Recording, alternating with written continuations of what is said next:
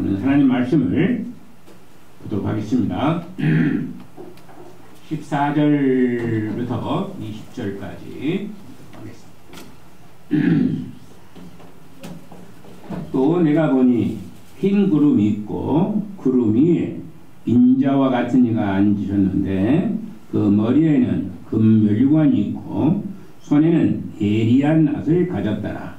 또 다른 천사가 성전으로부터 나와 구름 위에 앉은 이를 향하여 큰 음성으로 외쳐 이르되 당신의 낫을 휘둘러 거두소서. 땅의 곡식이 다 익어 거둘 때가 이르렀음이다 하니 구름 위에 앉으신 이가 낫을 땅에 휘두르매 땅의 곡식이 거두어지니라. 또 다른 천사가 하늘에 있는 성전에서 나오는데 역시 예리한 낫을 가졌더라. 또 불을 다스리는 다른 천사가 제단으로부터 나와 예리한 낫 가진 자를 향하여 큰 음성으로 불러 이르되 내 예리한 낫을 휘둘러 땅의 포도송이를 거두라. 그 포도가 익었느니라 하더라. 천사가 낫을 땅에 휘둘러 땅의 포도를 거두어 하나님의 진노의 큰 포도주 틀에 던지며 성 밖에서 그 틀이 밟히니 틀에서 피가 나서 마을 굴레까지 닿았고 1600사리온에 퍼졌더라. 아멘.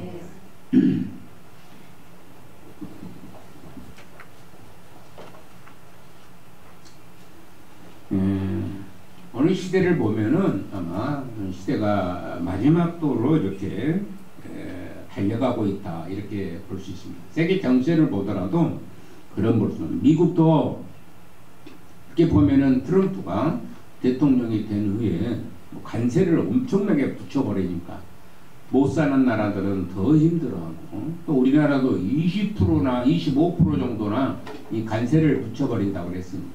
굉장히 힘들고 수출도 어렵고 지금 상황이 아주 어려운 상황이 아닌가 이렇게 볼 수 있습니다. 우리나라도 보면은 정치권을 보면은 아주 심란한 상태에 있는 것도 이것도 참 얼마나 꼴이 아주 가관이 아닌가 이런 생각을 해보기도 합니다. 우리 주님께서 빨리 재림하셨으면 좋겠습니다. 대답이 없으면 보니까 전혀 재림하기를 기다리지 않으신 것 같아요. 마치 재림을 기다리지 않습니까? 재림 기다립니까? 네. 여러분들이 좀 말씀을 잘 듣고 어찌해야 된다고? 아멘일 때는 해줘야지 호응이 있어야 되잖아요. 메아리도 우리가 이제 말씀이 길어진 거예요. 이러다 보니까 메아리도 이렇게 내가 야호 하는데 메아리가 안 오면은 메아리 야호 할 필요가 없잖아요. 그러죠? 그래서 메아리가 와야 되는 거예요. 이런 말씀을 전하면은 아멘 할 수 있어야 됩니다. 알았습니까? 아멘 할 수 있어야지. 그래서 서로 주고받는 맛이 있어야지요. 그렇죠?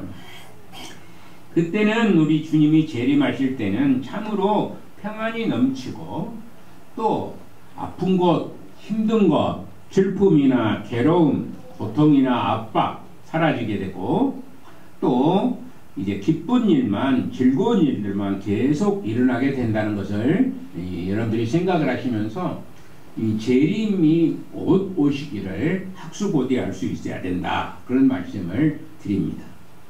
제가 지난번에 그 수요일 밤에 이런 얘기를 한번 했어요. 오늘 설교 준비한 거 보면은 서울대학교 주임교수였던 신사원 박사가 아주 유머스러운 말로 이야기를 한 적이 있다고 합니다. 과연 언제 주님께서 재림하실 것인가? 라는 그렇게 얘기하면서 아마 주일날은 오시지 않을 것이다. 이렇게 얘기합니다. 그러면서 왜냐하면 주일날은 믿는 사람들도 오고 또 안 믿는 사람들도 나오기 때문에 쭉정이가 많으니까 주일날은 재림하지 않을 것이라고 대답을 했다고 합니다. 그러면 언제 재림할 것인가? 라는 얘기입니다.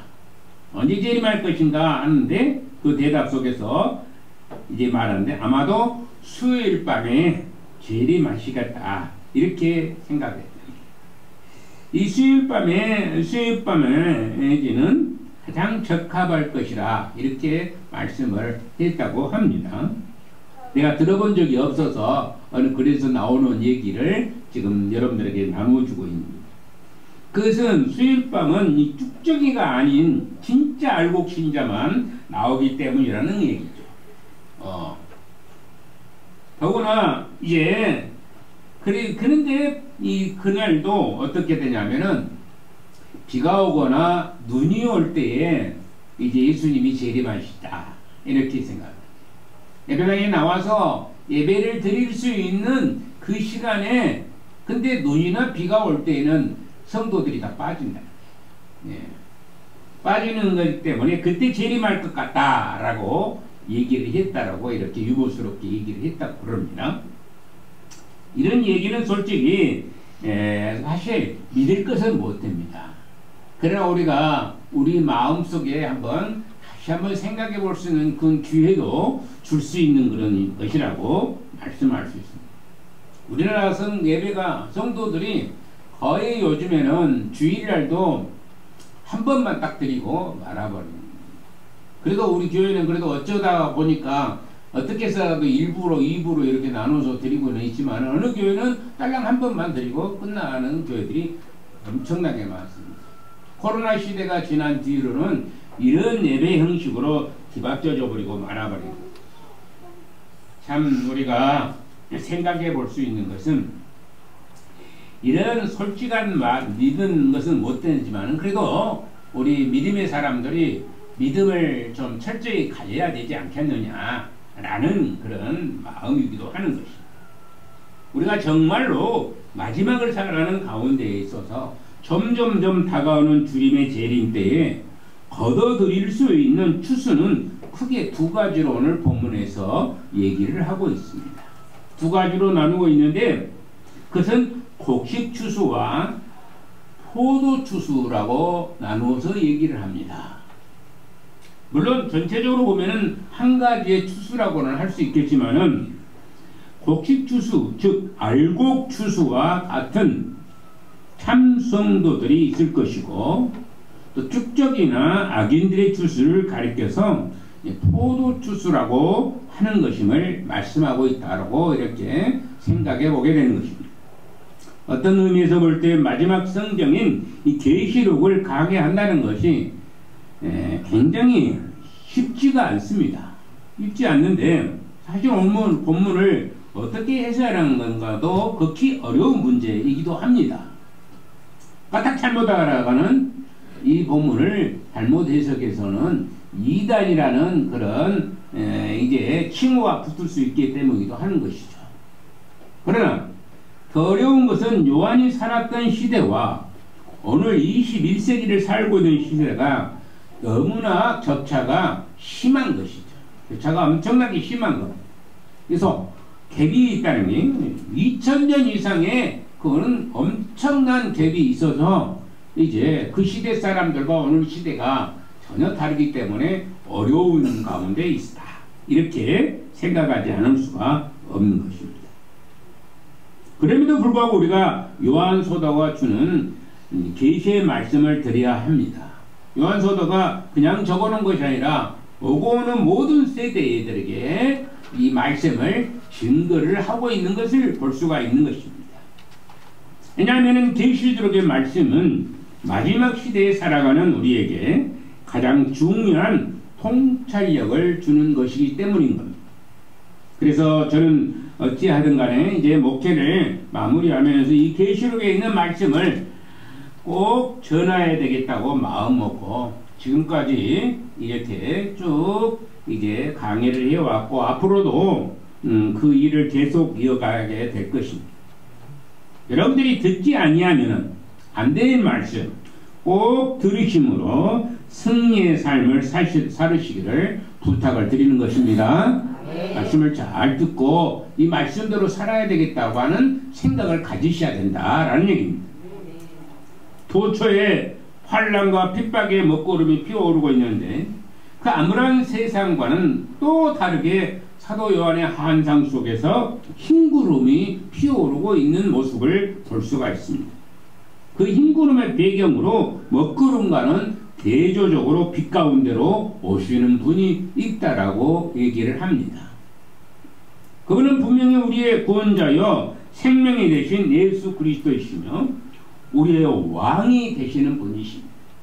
그분께서 지금 쓰고 있는 그 면류관은 당신의 승리를 보여주고 왕권을 보여주고 있는 것을 볼 수가 있게 되는 것입니다. 그래서 첫 번째로 그 소리는 예리한 낫을 가지고 있다 이렇게 얘기합니다. 예리한 낫을 가지고 있다. 14절 한번 우리가 같이 읽어보도록 하겠습니다. 또 내가 보니 흰 구름이 있고 구름 위에 인자와 같은 이 앉아진 그 머리에는 금면류관이 있고 그 손에는 예리한 낫을 가졌더라 이렇게 얘기합니다. 본래 낫은 날이 서야 자기 일을 할 수가 있습니다. 추수를 할 때 무딘 낫으로 추수를 할 수가 없기 때문에 농부들은 숫돌에다가 이 그 낫을 날카롭게 갈아서 사용하게 되는 것이죠. 지금이야 곡식을 추수할 때에 뭐 낫으로 곡식을 추수한 사람 없습니다.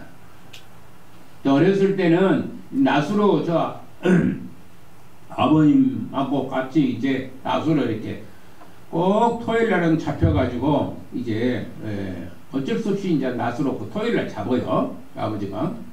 그래서 낫으로 이제 낫질을 하는데 낫을 잘 갈아야 돼. 근데 저는 낫을 잘 갈지를 못하죠. 그래서 대충 갈고 가면은 손을 빌 수가 있어요. 낫은 예리한 낫이면은 딱 걸려서 금방 이렇게 낫으로 이렇게 추는데 무딘 낫은 어떻게 됩니까? 탁 하면은 쭈루룩 밑으로 올라가가지고 어디까지 올라가면 손가락까지 올라가서 손가락에 베어버립니다. 무딘 낫이 손가락을 보여요. 예리한 낫은 딱 잘라져 버립니다. 그거는 손가락까지 올라오지 않으니까 이제 괜찮은데 이렇게 우리가 무딘 낫일수록 이렇게 손가락을 베는 그런 경우가 참 많게 되는 것이죠. 때문에 이 금면류관을 쓰고 구름 위에 앉아있는 분이 예리한 날선 것을 들고 있다면 우리 모두가 그분께서 무엇을 할지를 다 잘 알고 있을 것입니다. 예리한 낫은 무엇 하려고 하느냐? 추수를 하려고 그렇게 하는 것입니다. 익은 곡식이 있는데 그냥 버려두는 농부는 이 세상에 아무도 없을 것입니다. 익었는데도 그냥 놔둬버린다 그러면은 그 사람은 아주 게으름으로 배고파서 죽을 사람이다 이렇게 생각해보지 아니할 수가 없습니다. 그동안 땅을 갈고 씨를 뿌리고 풀을 메고 하는 이유가 무엇이냐? 그것은 바로 이삭이 충실히 맺게 되면은 수확을 하려고 하는 것은 당연한 일입니다. 16절에 한번 봅시다. 구름 위에 앉으신 이가 낫을 땅에 휘두르니 땅의 곡식이 거두어지느니라. 구름 위에 앉으신 이가 낫을 땅에 휘두른다 그런 얘기입니다. 그러니까 땅의 곡식이 거두어진다 라고 얘기합니다. 이렇게 지체되지 않고 땅의 곡식이 거두어집니다. 때가 되면 아무도 추수하는 것을 연기하지 않습니다. 16절에 보면 어떤 트랙터가 거두는 것보다 훨씬 쉽게 온 땅의 추수를 한 듯이 하는 그런 느낌을 보여주고 있는 것을 보게 됩니다.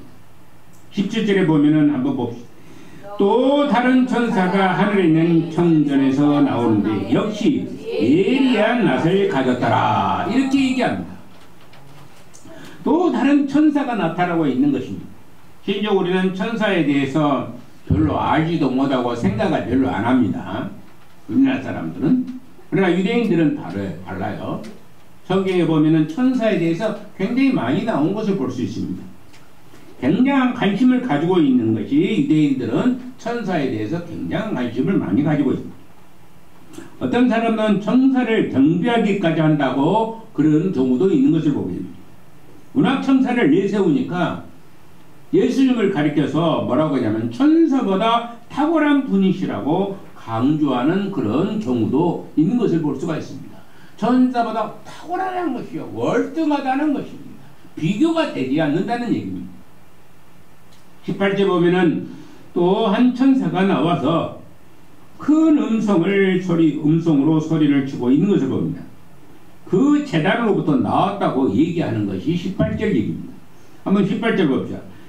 불을 다스리는 다른 천사가 제단으로부터 나와 예리한 낫까지 행하여 큰 음성으로 불러이르되 예리한 낫을 휘둘러 땅의 포도수면을 거두라. 그 포도가 익었느니라. 이렇게 말씀합니다.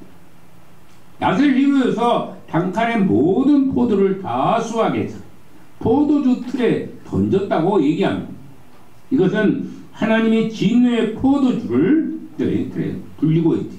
진노의 포도주, 포도송에 진노한다는 것을 얘기하고 있다. 우리나라 사람들은 대부분 포도를 이제 심은 것은 뭐더라고 포도를 심느냐면은 포도 알맹이를 먹기 위해서 포도를 사기도 하고 심기도 하고 그런다. 저도 저 밭에다가 포도나무를 심어놨어요. 그래서 뭐더라고 심어놨느냐? 그냥 포도송이 먹으려고 심어놨습니다. 근데 그것에는 뭐냐면은 내 포도를 심느냐는 얘기입니다. 그 사람들은 먹기 위해서 포도알을 먹기 위해서 심는 게 아니에요. 오히려 그 즙을 먹기 위해서 이제 심는 거예요. 그래서 뭐냐면은 포도가 잘 익었을 때에 즙을 짜야 한다는 거예요. 그래서 우리가 잘 알아야 될 것은 뭐냐면은 이제 하는 것은 포도 추수와 곡식이 추수는 전혀 다르다는 것입니다. 그 속에 포도를 심을까 하는 것은 뭐냐면은 그쪽에 물이 아주 안 좋아요. 물을 먹었다면은 그 땅에서 판 물을 먹었다면은 그 한 달이면 죽어요. 왜냐하면 석회석이 많이 끼어 있기 때문에 뱃속이 전부 시멘트 되어 버립니다. 절대 먹을 수가 없어요. 그래서 그 물 대신 포도즙을 이렇게 먹기 위해서 여기 포도를 심어요. 프랑스, 여러분들 그 화장품이 어디서 제일 먼저 나왔느냐 그러면은 프랑스에서 나왔습니다. 프랑스에서 나왔어요. 화장품 여러분들 화장품 쓰시죠? 화장품 쓰신 거이 여기 프랑스에서 나왔는데 그 프랑스에는 뭐냐면 물이 안 좋아요. 때문에 목욕을 제대로 못해. 그럼 여자들이 이렇게 춤추러 다니고 그래야 되는데 그 파티 같은 데 열면은 냄새가 나요. 목욕을 제대로 안 하면 어떻습니까? 몸에서 냄새가 굉장히 진하죠. 그렇기 때문에 향수를 이렇게 뿌리는 것입니다. 향수를 뿌려요. 향수를 뿌리고 이제 가는 것이죠. 냄새를 제거해버리고. 그것처럼 이 이스라엘도 프랑스 같은 경우도 포도를 심는 것은 뭐냐면은 뭘 만들기 위해서 심느냐? 그러면은 포도주를 만들기 위해서 심는 거예요. 포도주가 한 600년 된 것인데 한 잔에 500만 원씩입니다. 600년 된 포도주가 한 잔에 얼마냐? 500만 원씩. 500만 원씩. 놀래지도 않네. 500만 원씩은 비싸요, 싸요? 비싸요. 여러분들은 어떻게 먹을 수 있겠습니까? 못 먹어요. 근데 그 사람들은 어떻게 하냐면은 집을 지을 때 포도주를 집 밑에다가 포도주를 전부 이렇게 항아리에다 담아가지고 이렇게 놔둬놓습니다. 그럼 그 위에다 집을 지어요. 그러면은 집이 이제 낡고 이제 부숴야 될 때가 있잖아요. 그러면은 그 밑에가 뭐가 있어요? 포도가 제대로 된 포도주가 되어가지고 그게 한 잔에 얼마냐? 500년, 600년 되는 거예요. 그러니까 자손들을 위해서 심어놓은 겁니다. 집어넣은 거예요. 근데 우리는 자손들을 위해서 뭘 심어놓은 거 있습니까? 여러분들 자손 후대 몇백 년 후에 있을 자손들을 위해서 뭐 내는 건 하나도 없잖아요. 근데 그들은 그렇게 몇백 년 후에 있을 일들을 미리서 이렇게 심으로 자기가 안 먹고 그렇게 해서 계속해서 반복되어지는 것을 볼 수가 있습니다. 자, 이렇게 아직도 추수를 하지 않는 그런 이유가 있는데 바로 그것은 뭐냐면은 다른 데 있지 않고 택한 백성 중에 단 한 사람이라도 낙오됨이 없이 다 추수하려고 우리 주님께서 인내하시고 오래 참고 계신다는 사실입니다. 근데 문제는 익지 않는 쭉정입니다. 익지 않는 쭉정이는 어떻게 해야 될 것인가 라는 얘기냐. 마태복음 3장 10절을 한번 읽어봅시다. 이미 도끼가 나무 뿌리에 놓였으니 좋은 열매를 맺지 아니하는 나무마다 찍혀 불에 던져지리라. 이렇게 합니다. 쭉정이는 모아서 어디다 던져버린다고요? 불에 던져버린다는 것입니다. 교회 안에도 이렇게 쭉정이가 많다는 것을 알으셔야 된다는 얘기예요. 교회 안에 하나님을 믿는다고 하는 사람들 중에서 쭉정이가 많으니까 그 쭉정이들은 모아가지고 불에 던져버린다는 얘기입니다. 곡식에는 알곡이 있고 쭉정이가 있습니다. 알곡은 곡간에 차곡차곡 쌓아서 들여놓지만은 쭉정이를 알곡처럼 곡간에 넣어놓은 농부는 아마도 한 사람도 없을 것이라. 그잖아요. 여러분들이 쭉정이를 어떻게 곡간에다 집어넣은 사람이 있을 수 있겠습니까? 그래서 이렇게 신앙도 마찬가지가 되는 겁니다. 온전한 믿음이 아니고는 그 기간이 짧든지 길든지 하여튼간에 상관이 없어요. 모두가 알곡 신앙인이 돼야 될 줄로 믿는 것입니다. 짧은 시간이든 단 하루를 믿어도 알곡 신앙이 돼야 됩니다. 마지막 그래서 제가 여러분들한테 나이가 많으신 분, 내일 모레 곧 돌아가실 분들을 데리고 오너라 이렇게 얘기를 하잖아요. 그분들 천국 갈 수 있는 길이 딱 하루만이라도 예수님을 영접하면은 그들이 천국에 가게끔 되어 있거든요. 그렇기 때문에 그런 사람들을 이렇게 모시고 오너라 그랬더니 그것이 지금 몇 개월 지났는데 하루도 한 번도 내일 모레 돌아가실 분을 데리고 오시질 않은 거예요. 그건 좀 듣고 말아버렸다는 얘기가 되는 겁니다.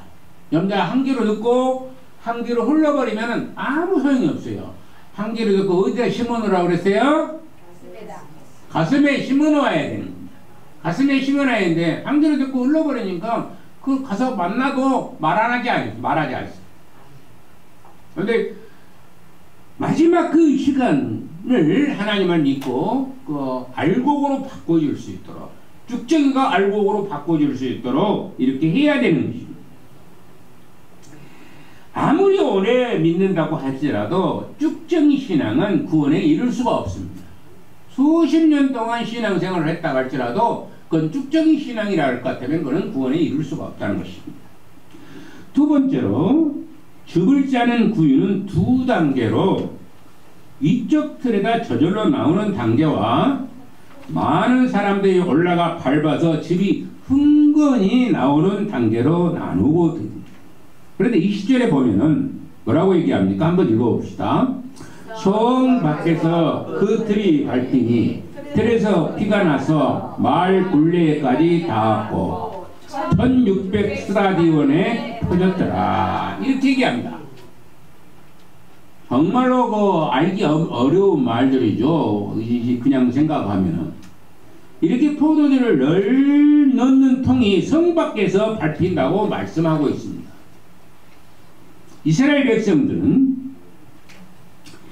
이제 그리고 또 포도즙을 뭐라고 하냐면은 피라고 얘기합니다. 피라고 얘기합니다. 그래서 피가 흘러나와서 넓이가 1600스타돈이라고 얘기합니다. 이 1600스타돈이는 그 가로에다가 적어놓은 것처럼 300km, 사방 300km가 되는 넓이입니다. 엄청나게 많은 양의 피가 마을 둘레까지 올라섭니다. 사람 키보다 더 높아요. 마을 둘레가. 이게 엄청 많은 양의 피가 쏟아서 내리게 된다는 것을 말씀하고 있습니다. 요한의 시대는 그래서 이렇게 진노의 틀에 밟힌 나온 그런 피가 엄청나다는 말씀하고 있는데 이것은 당시 주민들이 살던 곳은 성 안이었어요.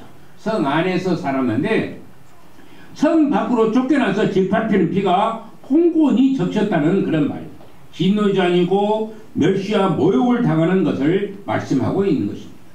성 안에 살다가 성 밖으로 쫓겨나가지고 짓밟혀버린다는 것입니다.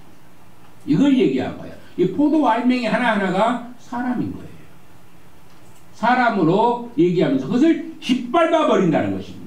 그럼 피가 홍분이 적셔가지고 1600스타디온 300km로 이렇게 사방 300km로 이렇게 가득히 차고 사람 키보다 더 높게 쌓인다는 거죠. 피가 얼마나 흘러버리는 얼마나 죽었느냐 이 말입니다. 얼마나 짓밟혔느냐 상상을 해도 상상이 오지 않습니다. 몇 사람이나 저거 그 짓밟혀봤는지 상상이 되지 않습니다. 아마 1000만 명 또는 1억, 2억 정도의 그 엄청난 숫자, 몇십억이 되는 엄청난 숫자가 합해야만이 그 피가 홍분이 이제 사람 둘 키보다 더 높게 이제 쌓일 수밖에 없는 것이다. 요한의 시대는 하나님의 백성들에게 있어서 한이 맺히는 소리가 바로 있습니다. 그것은 바로 주민권이 박탈이 되고 또 싶은 말도 하고 싶은 말도 하지 못하는 그런 때가 있었습니다. 지금이야 뭐 하고 싶은 일은 막 하죠. 옛날에는 우리가 대통령한테 요구하면 어떻습니까? 옛날에 박정희 정권 때 대통령한테 욕했다면 잡혀갑니다. 그래서 감옥살이에요. 지금은 대통령한테 욕해도 어찌입니까? 감옥살이 갑니까? 예? 안 가요. 지금은 안 갑니다. 근데 말을 함부로 못해요. 옛날에는. 근데 바로 이 옛날에 이스라엘 백성들이 말을 함부로 할 수가 없어요. 말을 잘못하다가는 잡혀가지고 가버리니까. 감옥살이에서 어쩌면 죽기까지 하고 사형당할 수밖에 없을 때가 있었습니다. 그런데 이제는 그 전세가 역전이 되어서 오히려 그들이 성 밖에서 하나님의 포도젓들이 밟히는 시대가 오게 됐다는 것을 얘기합니다. 지금껏 하나님의 백성들이 밟히는 그 자리에서 이 하나님의 백성들을 조롱하던 그들이 오히려 밟히게 됐다는 것을 말합니다. 역전이 됐다는 거예요. 예전에는 하나님의 백성들이 짓밟히고 조롱을 당하고 핍박을 당하고 공고함을 당하고 이제 주민권이 박탈당하고 이런 일들이 수없이 많았는데 이제는 바꿔져 버렸어요. 바꿔져서 이제 믿지 아니하는 죽정이들이 짓밟혀서 피가 그렇게 산더미처럼 많은 양의 그 피를 이제 흘릴 수밖에 없겠다. 그런 얘기를 하고 있는 것입니다. 18절에 나오듯이 포도주스는 두 천사에 의해서 수행이 되고 있는 것을 볼 수 있습니다. 이것은 중보자가 없이 무자비하게 수행이 된다는 것을 말씀하고 있습니다. 여기서 곡식을 걸 때는 주님께서 개입을 합니다. 곡식을 걸 때는 곡식이 누굴까요? 성도들, 하나님을 믿는 믿음의 백성들을 곡식이라고 얘기합니다. 그래서 그렇게 얘기합니다. 그래서 이 곡식을 거둘 때는 누가 개입을 하느냐? 그러면은 예수님께서 개입을 하십니다.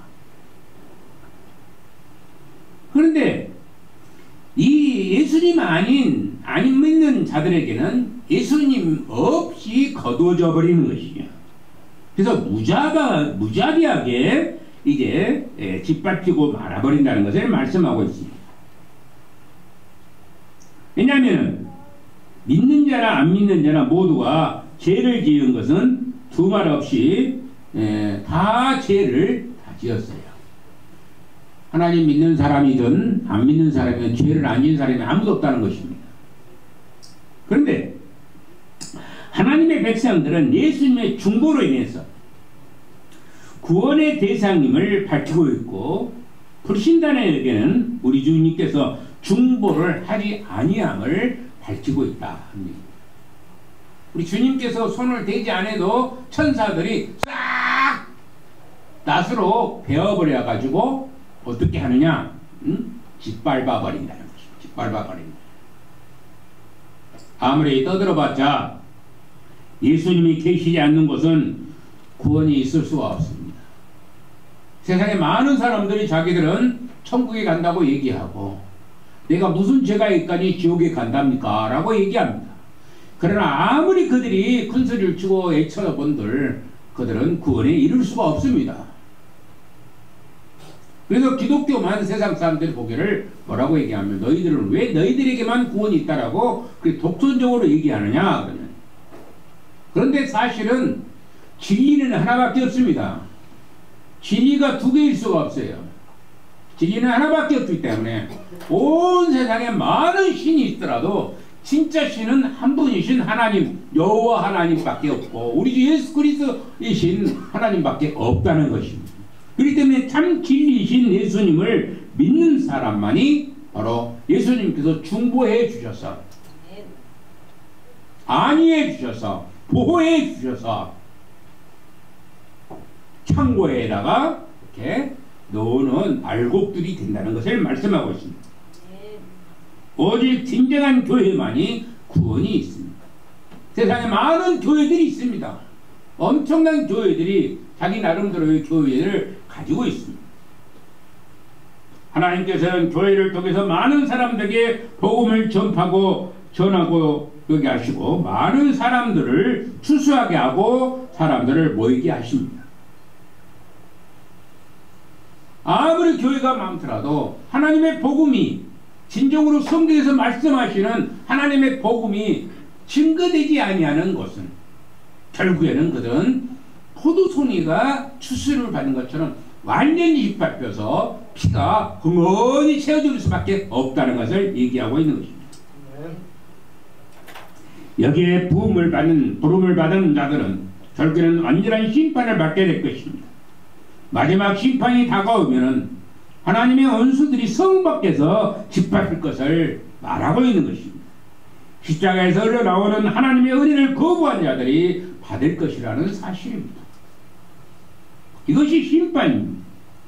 그리스도께서 자신들을 위해서 받으신 심판을 조롱하고 그리스도를 따르는 자들을 무시한 그들이 받게 될 심판의 자리가 성 바뀐 것을 말하고 있는 것입니다. 이 심판은 참으로 무서운 것입니다. 사람으로서는 상상을 초월한 그런 모습입니다. 그 피가 말 굴레까지 닿았다는 것을 뭔 말이냐면 한계, 사람의 키보다 더 높아졌다는 얘기가 되는 것입니다.